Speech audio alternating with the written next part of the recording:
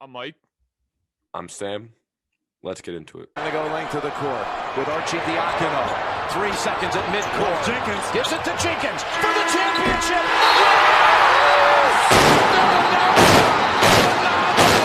The national champions with Jenkins hitting the winner at the buzzer. Welcome back to the Mike and Sam Sports Show. This is episode 59. We took a little bit of a hiatus. School. It's a lot going on, but we're back. We're glad to be back. So we got a pretty jam-packed episode. So it's pretty big news in the sports world. NFL free agency is going crazy. March Madness is this Thursday. I'm excited for that. And then the NBA trade deadline is fast approaching. So we're going to talk about some buyers and sellers at the deadline at the end of the episode. So without further ado, let's start off with NFL free agency. So I think day one was yesterday. So what were your first initial thoughts, like kind of who won day one and who kind of flopped a little bit maybe?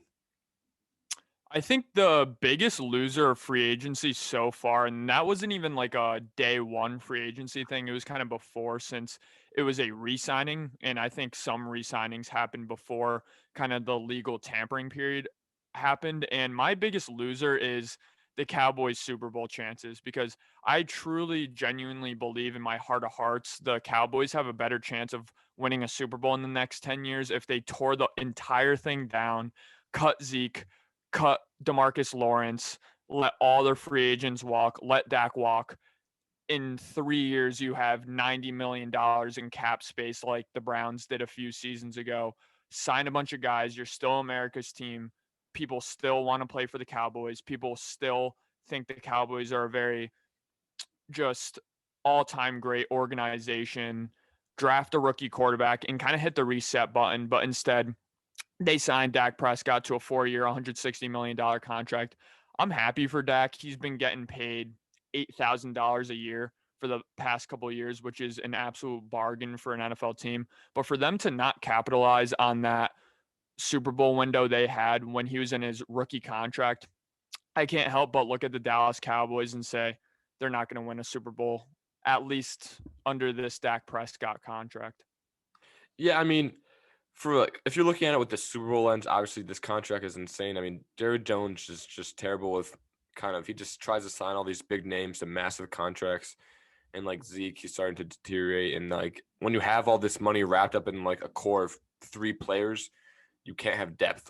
This isn't the NBA where you can just like look at the case of the Warriors. They had so much money wrapped up with Clay, KD, and Steph, and then those 3 made up for it with a lackluster bench. But this is football. You have 11 other guys and guys coming in and out off the bench. You need a lot of money to be able to pay those kind of a lot of depth players. But with this signing of Dak, I still think that the Cowboys will win the division because he just makes their team that much better. You look at how poor they played when he wasn't in the lineup.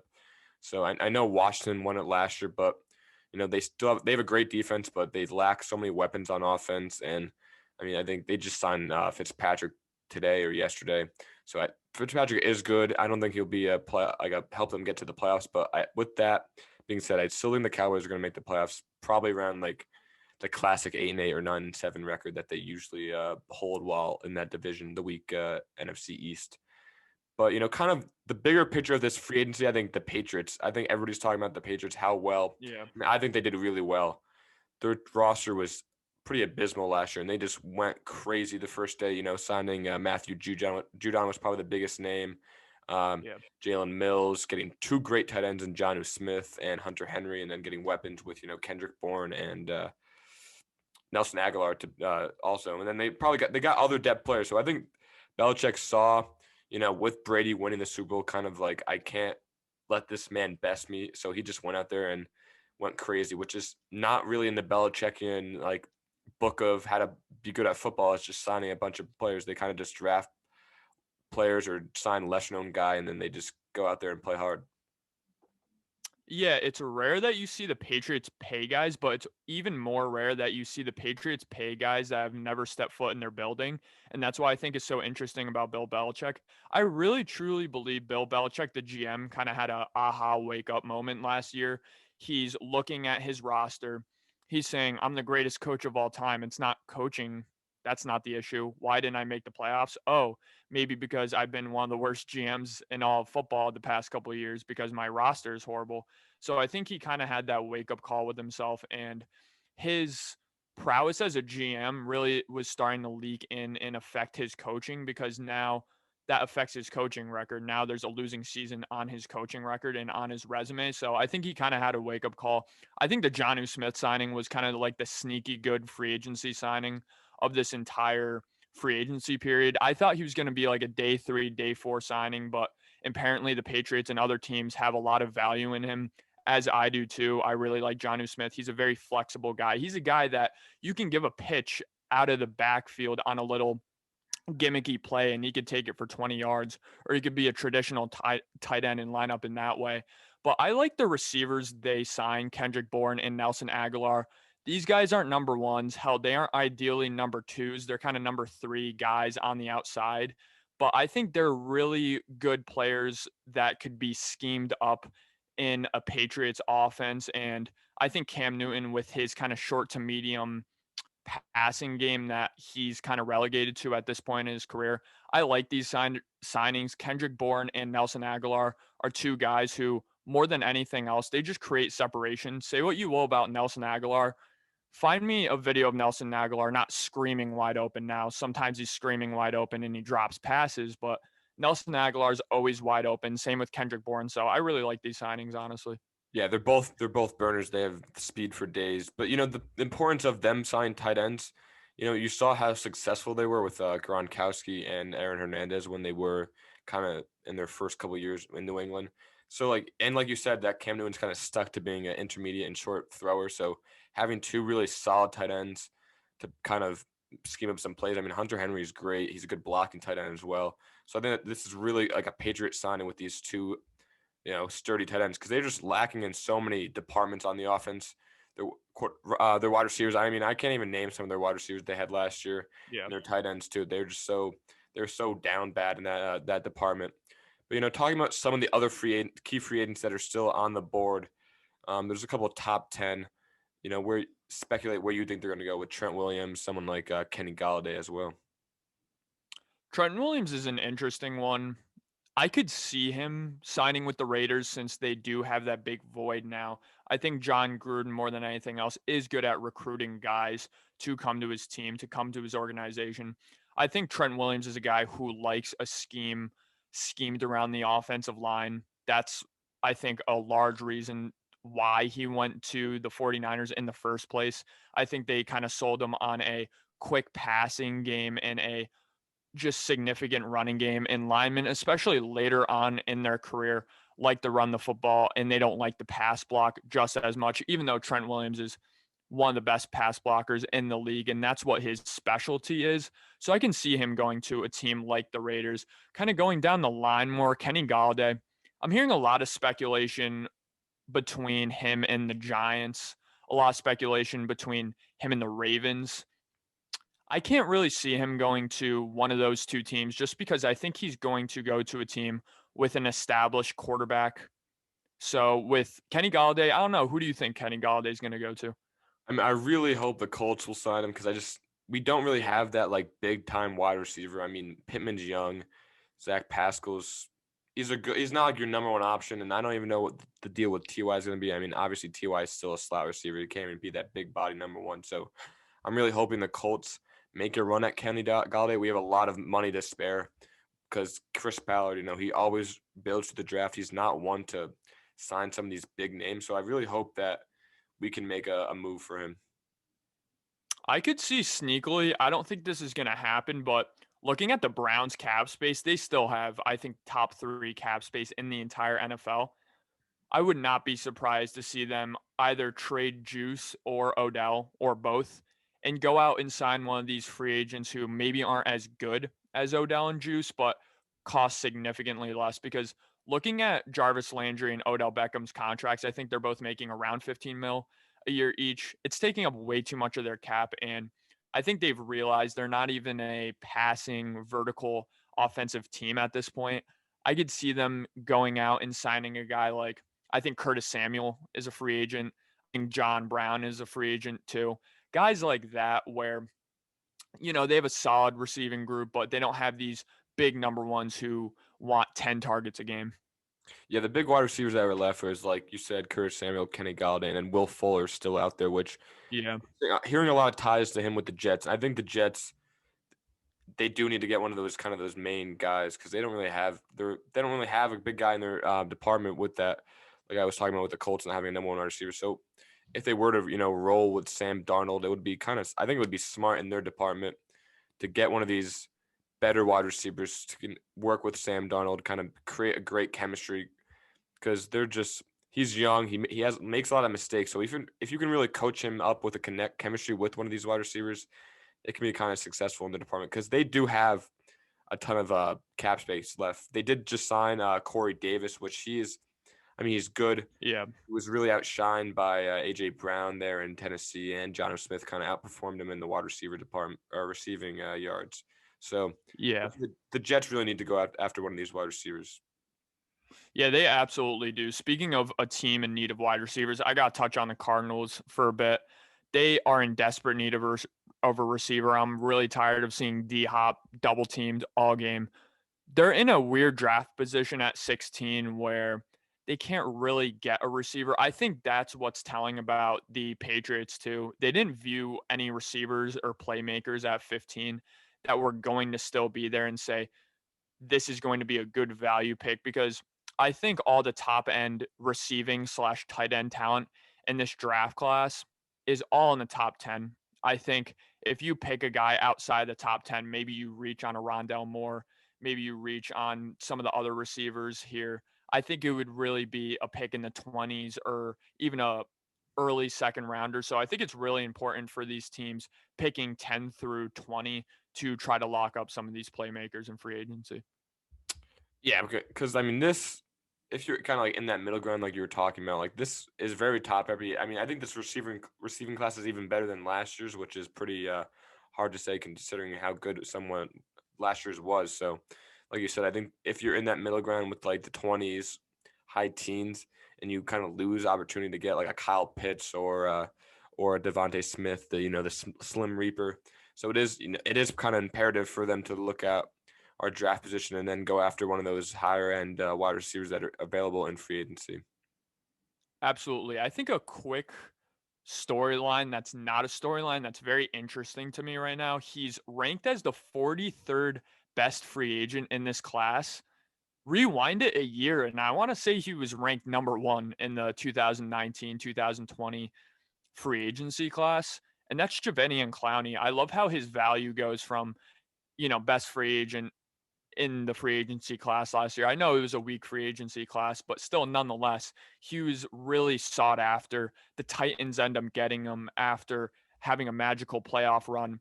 The Titans have all these huge expectations, and he's just kind of very quiet on the Titans last year. I think he got hurt at some point, and the Titans really fell off.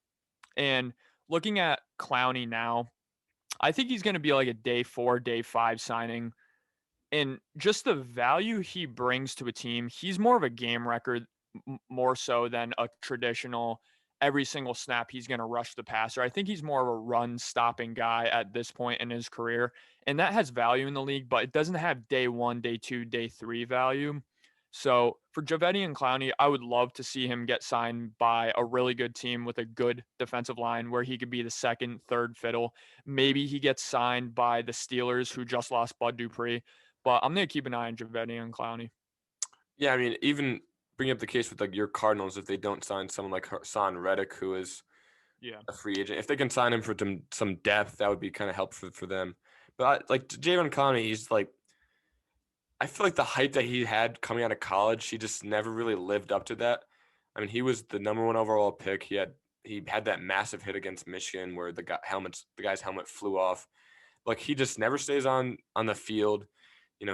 I think there's like reports of like he doesn't really get along with coaching and coaching staff, and like he hasn't lived up to what he was gonna be, the Messiah and the DN, and I think that's kind of showing right now why he's sitting at 43 rather than a top 10 pick that he had skill wise. Yeah, I know he was more than just one big play at South Carolina. I know he had a good career at South Carolina, but I can't help but look back on his career and have everybody else think he was kind of a one-play wonder, and for me to not really have any rebuttals to that because in a sense he kind of was. So moving on to our next topic, I'm excited to talk about this. I haven't been excited for March Madness like this in quite some time. We're going to go into March Madness, which is starting this Thursday with the first 4 in. Before we get started, I just want to pull up my bracket so I can show how confident I'm with my games. And I mean, I'm feeling confident. Right now, I have Illinois winning it all. I think they're the best team in basketball. I mean, they beat everybody pretty handily throughout the year. I know when they had Ayo Desuna, who's their best player, he broke his nose, so he missed a couple games, and they played Michigan without him. Everybody's just like, "Oh, Michigan is going to destroy them," and then they just destroyed Michigan with their best player missing, and then they beat Ohio State. You know, we played great games against them, and they still beat us. So right now, I'm rolling with Illinois to win it all. Who's your pick to win it all right now? You know, I think with this weird COVID season, no fans electrifying the stadiums, which I think is going to be huge with the tournament. I think that's absolutely huge. I think that's going to have implications on the games. I look at a team who has been really highly ranked the past really decade, year in and year out, going into the tournament. They have really high expectations, always are winning the majority of their games in the regular season, and always feels like the moment is too big for them. I want to see the first undefeated season since 1976, and I want to see Gonzaga win. I think Gonzaga is going to win it this year. I just feel like they're always this very technically sound program. They always have good, not great players. They usually don't have NBA talent, if ever. I can't even name a guy from Gonzaga who's gone on to be even a good role player at the NBA level the past 10 years. Yeah, I meant like the past 10 years. Yeah, the only one I can name is Rui Archimura, but he hasn't really done much. Okay. The Wizards. Yeah, I think he's like last in defensive win shares in the NBA, but he's a pretty good offensive player. I'll give you that. But I want to see Gonzaga win it all. I just feel like every time I watch them in the tournament, win or lose, I think they always play down to their competition. They don't quite play up to their competition. I think another storyline going into this that helps Gonzaga is where the blue bloods, where the true great teams who are year in and year out always in this tournament this year. Where's Duke? Where's UNC? Where's Kentucky? I feel like they've been so quiet this year. I think I saw a statistic that was like for the first time in 60 years, all three of those programs are unranked going into the tournament. So I think that's really interesting. And I think definitely a team who isn't used to hoisting that national championship is going to this year. No, I think I have Gonzaga playing Illinois in the championship right now. I mean, I would not be surprised if Gonzaga won it. I mean, they were so good. Jalen Suggs is one of the best players in the country right now. And even, you know, you can bring up the argument, well, hey, they just play the West Coast Conference. Those are just, you know, glorified college teams. But if you look at Gonzaga's, you know, at a conference play, they beat West Virginia. They beat Iowa, who are ranked 2 and 3 in the tournament respectively. They had great competition in their out of conference, and they still beat them. So Gonzaga is a really great team. I mean, they made the championship in 2017, I believe, and they lost to UNC. So, you know, they broke the stigma of not being able to make the Final Four or the championship a couple years ago, and then maybe this year, who knows, they'll break the stigma of winning it, hoisting a championship trophy at the end of the March. Yeah, I can't wait to just see the why am I blanking on his name? Just the guy who isn't a top 60 prospect going into the NBA draft and ends up being a lottery picked. Dante DiVincenzo was the name I was thinking of. There's always that one guy. I hope it's for UConn. I hope it's for one of the teams we're rooting for, Ohio State. But I just love to see those guys step up in the big moment. Yeah, I mean, UConn definitely has a team that's built for to make a deep run. They have, you know, lanky front court. They have great guards with Bouknight and I think RJ Cole, I think his name is. I think UConn can really are poised to make it deep, you know, maybe the Elite Eight, maybe the Final Four. I know when they won it last time with Shabazz, they were a 7 seed, and they were 7 seed right now. So I really think UConn can make a deep run. But then again, you know, it's March, so who knows? Maybe they just lose in the first round against Maryland. But I believe in UConn. I really like what Danny Hurley's building in stores. I think he's a great recruiter. He's a great head coach. He's kind of a nutcase because Book Knight was cramping after a game or something, and he just pretty much called him a prima donna during an interview. So Danny Hurley doesn't seem like a no nonsense coach.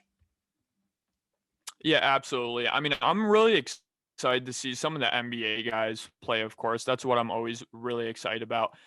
I always mistaken NBA talent translating to tournament wins. I remember I had Arizona winning it all the year DeAndre Ayton was just tearing up the NCAA circuit, and I think they got blown out in the first round. But nonetheless, I do like seeing those NBA guys play. Specifically for me, it's going to be Oklahoma State with Cade Cunningham. I'm hearing a lot of good things from him. I'm hearing a couple good games in the tournament could propel him to the number 1 pick in the draft. A 6'8" guy who I want to say plays like a guard. So I'm very intrigued to see some of these NBA guys, specifically Cade Cunningham. Yeah, I mean, I think Cade Cunningham, I think in Oklahoma State, I think they have a pretty tough matchup the first round. I think they're playing, Liberty.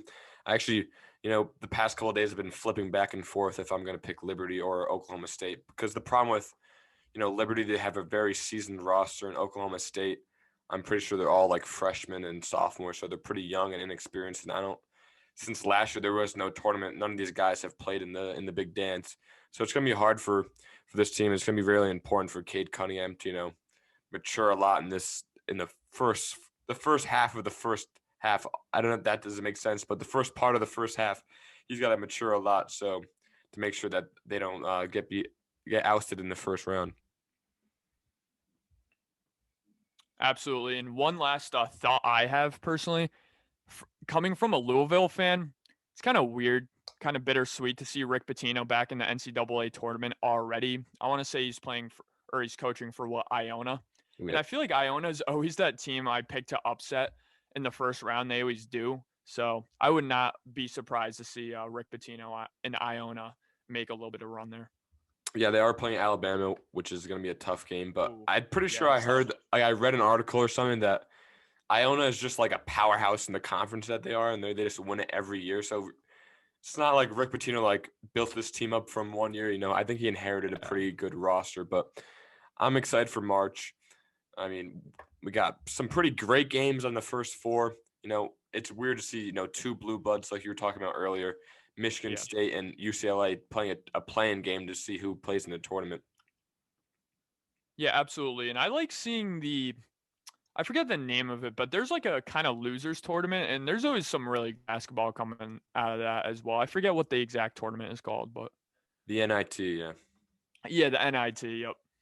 I mean, I don't know if Duke's playing in the NIT, but I feel like that's just like a slap in the face if they are playing in the NIT.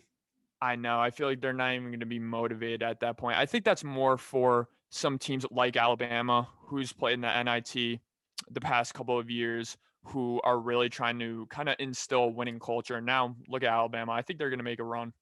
Yeah, I mean, they have a great roster. Moving on to our next topic, our last topic of the day, we have the NBA trade deadline is approaching, and we're going to talk about some buyers and sellers, to set themselves up for the draft or set themselves up to make a deep run in the playoffs. So I think there's one team I want to start off with this team. I think it's a very interesting case, whether they are a buyer or a seller, and that is the Boston Celtics. Do you think they are a buyer or do you think they are a seller? I really wanted to talk about the Celtics as well. And looking at this team, they're not going to win a championship this year. They're just not as currently constructed.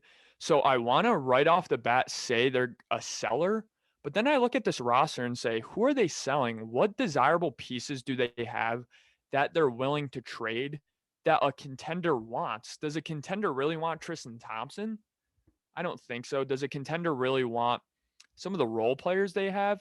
They have some really low-key role players on their team that don't excel at one thing, but are kind of just Brad Stevens guys who kind of just fit into the roster in the rotation. I don't see anybody who they could sell. Now, looking at a buying aspect, yeah, they absolutely need to add pieces to this team. Funny enough, I think they could really, really use Al Horford. I think this team, come playoff time, struggles a little bit in the half-court offense just because I think Jason Tatum and Jaylen Brown start to get complacent a little bit. and they kind of start to revert back to the mid-range jump shot, long twos, especially with Kemba at the helm.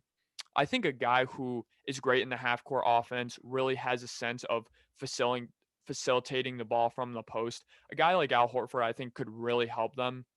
Other than that, they could just use a punch at any position, in my opinion, whether that be off the bench. They could really use a good, solid bench role player. But I just don't see a move the Celtics could make to propel them to be a contender in the East. Yeah, I mean they're like fourth or fifth in the East right now. They're 2.5 games back from 8. So they're in like the Yeah. East is pretty competitive this year. It's not like each team has a great roster. Some of them have a losing record or just 500, but still there's so many teams that are just 500 or have a losing record that are fighting for that 8, 7, 6 spot. So the Celtics, like this roster is pretty poorly constructed. I mean, everybody praised Danny Ainge for years. He's able to get so many draft picks and do this, but like this team is not great. Kemba hasn't played great all year. I mean, he has been a little better the past couple weeks. Some flashes of his old self, but I mean, like Jaylen Brown and Tatum are like their only two guys that can really perform. And when you have Brooklyn playing like they are right now without KD in the lineup, and then you have Joel Embiid playing like a potential MVP candidate, it's hard for these Celtics to, look at themselves in the mirror and be like, yeah, we can fight these teams in the playoffs, because I don't think they can if a matchup were to come up against one of those top teams in the East. Yeah, you're absolutely right. And I can't help but feel that come playoff time, they're going to be matched up against the 76ers. Embiid's going to be dropping 30 a night against them. And I feel like Danny Ainge is going to be sitting back and say, wow, I could have had Miles Turner straight up for Gordon Hayward, but I was stubborn and thought I could still re-sign Gordon Hayward. So I ended up just getting a conditional second-round pick for him. So I think Danny Ainge really, with his latest offseason moves, especially, I think Malcolm Brogdon yet again is going to play better than Kemba come playoff time. I think Kemba Walker, just his game isn't built for the playoffs, and I think Malcolm Brogdon on the flip side is better come playoff time, and his skill set is a little bit more valuable than Kemba's. So again, I think Danny Ainge is going to be sitting there saying Malcolm Brogdon for 25 mil a year or Kemba Walker for 30 mil a year. Who's going to help me win more playoff games? And I think they did make a wrong decision there. But kind of transitioning that, you were talking about some of the teams in the East. I'm really a championship or bust guy, but I do believe in building cultures too.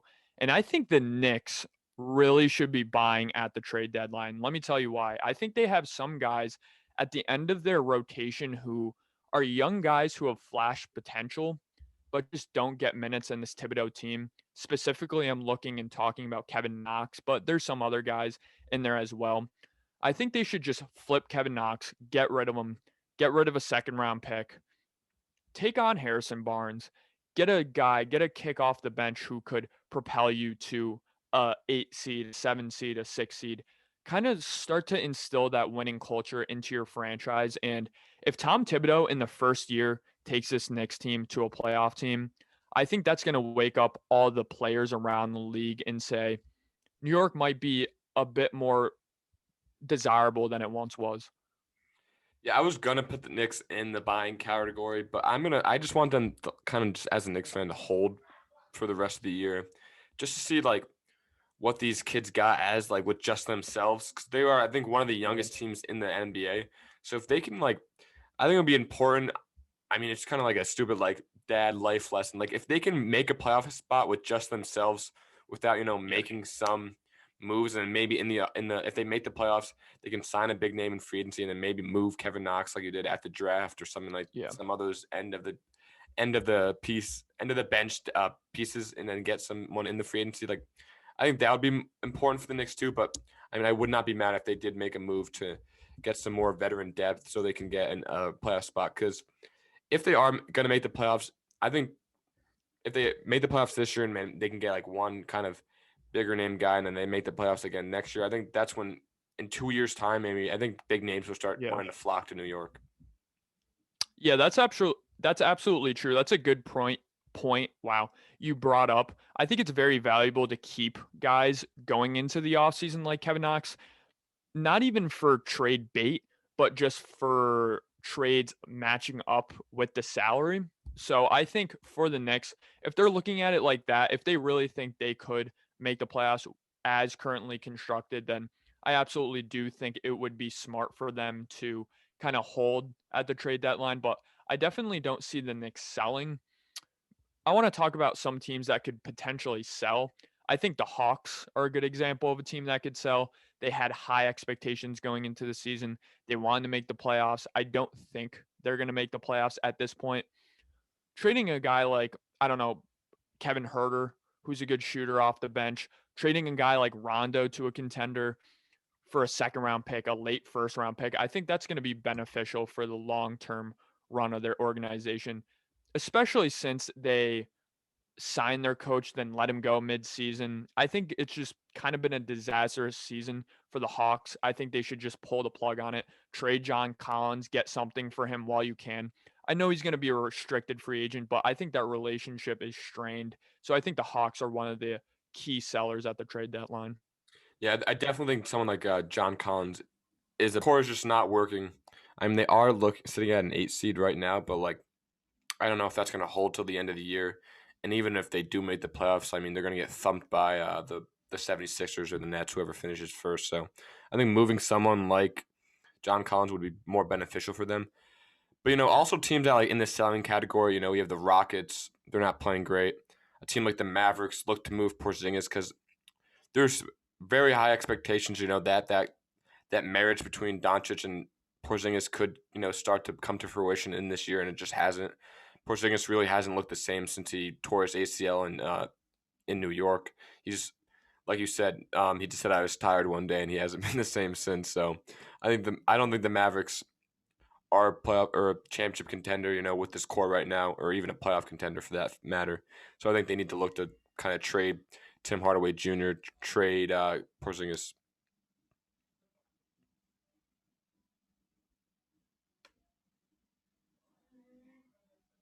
Glue guys like Maxi Kleber, like Seth Curry, who are very key to the success of their little run they went on last year, almost beating the Clippers without Porzingis. Porzingis just looks very, very disappointing. And I think you want to pair Luka with talent pretty sooner rather than later, though I think the Mavericks are a little bit impatient with building around Luka. I think they need to take a page out of the book they did many years ago. It took a while to build a great team around Dirk, and it took till really the end of his career for them to end up winning a championship with him. So if they can move a guy like Josh Richardson, who's been extremely disappointed as well, I think that would be the right move for their future.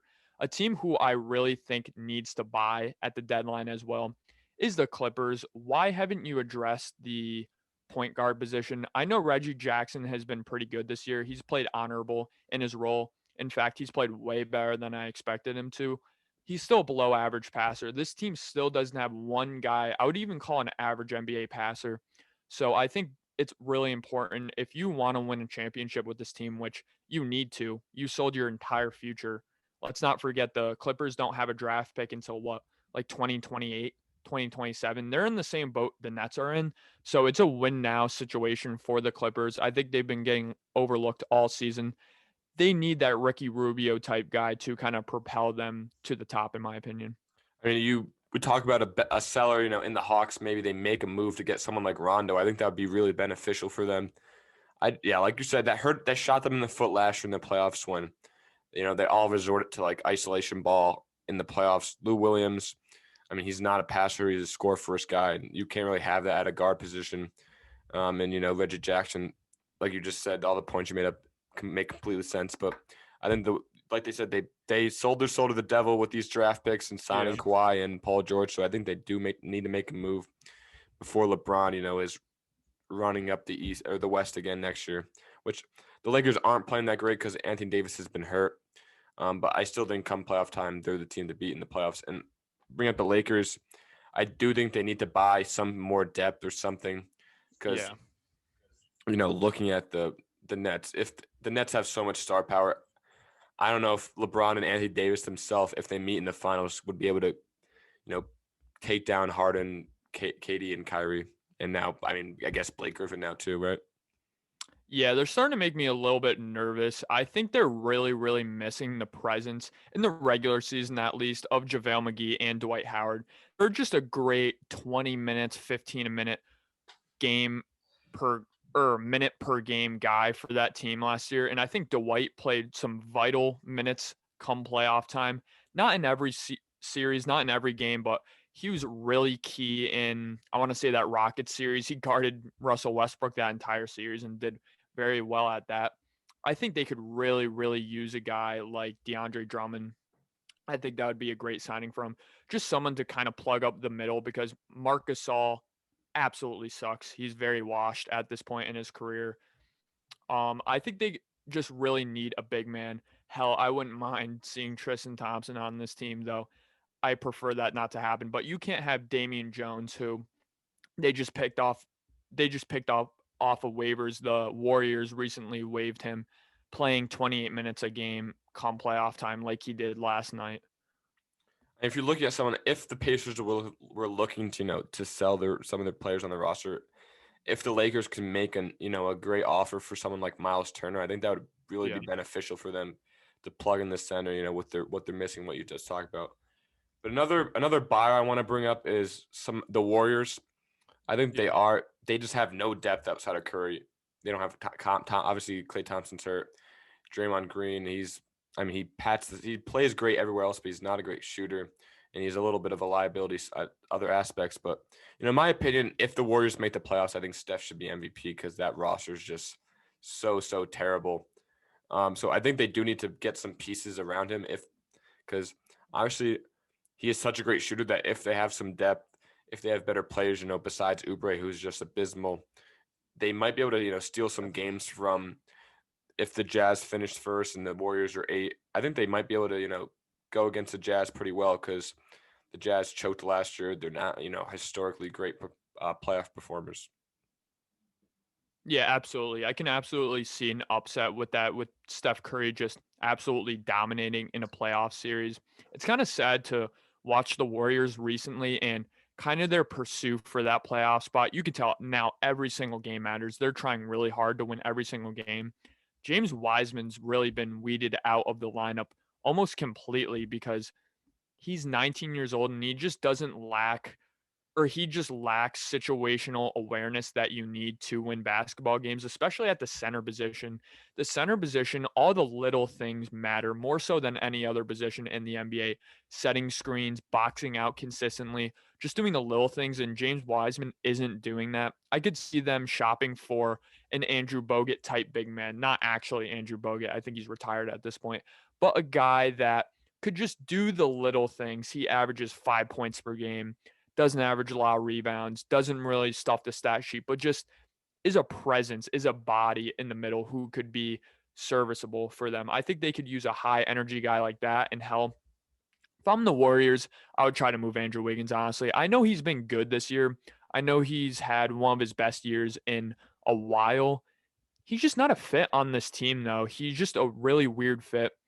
I think if they could try out a guy like, I don't even know, Victor Oladipo, maybe just a straight up trade Victor Oladipo for Andrew Wiggins, low risk, high reward. I don't see why they wouldn't do that.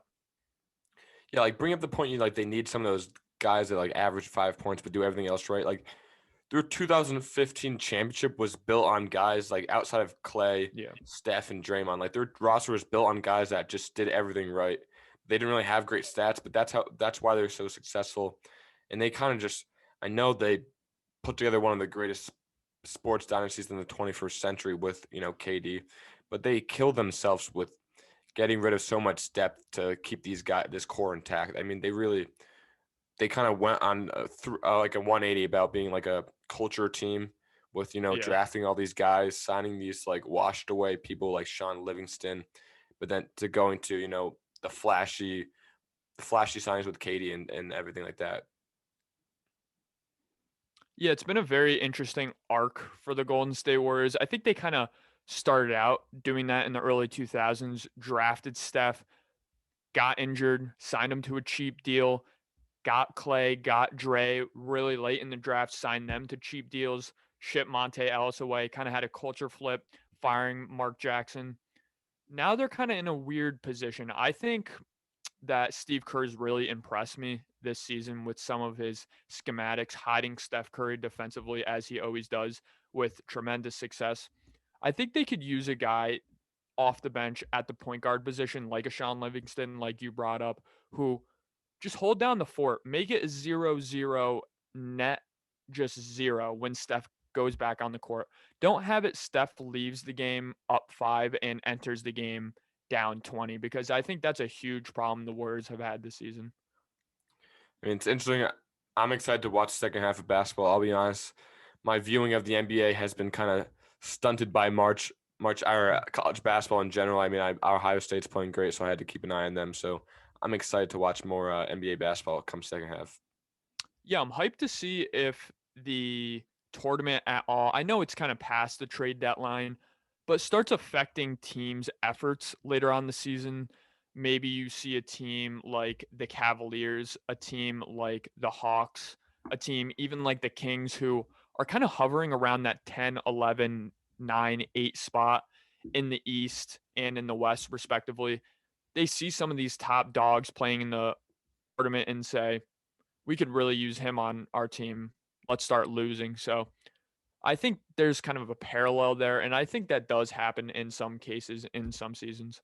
Yeah, going back to March, I think Dwayne Washington specifically on Ohio State. I mean, he's been balling out. I think if he has a great tournament, I think it can really help his draft stock. Because I mean, looking at like mock drafts, I don't know where he's going to go. I don't even know if he was a first round pick. So if he's able to play well, which in the Big Ten tournament, I think he had the most points ever by a player Yeah. in the Big Ten tournament. So if he's able to play well in March Madness, I think that would really help his draft stock.